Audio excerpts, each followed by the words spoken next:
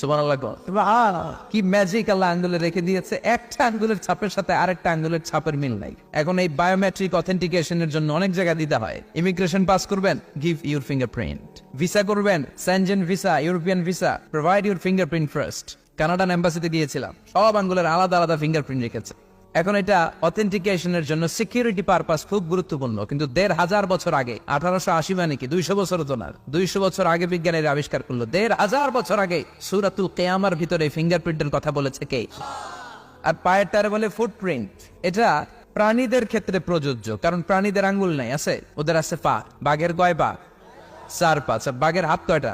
হাত নাই, ওদের পা, ফলে ওদের ফুটপ্রিন্ট লাগে। সুন্দরবনে কয়টা বাঘ আছে এটার একটা হিসাব আছে। কি করে বলে, কেমন করে হিসাব করে? বাঘের কাছে যে গুনে, চেহারা তো একরকম, একটারে 3 বার গণ, কথা গণ। কিভাবে গণে তাহলে? বাঘ শুমারি হয় কিভাবে? ফুটপ্রিন্ট, পায়ের ছাপ। একটা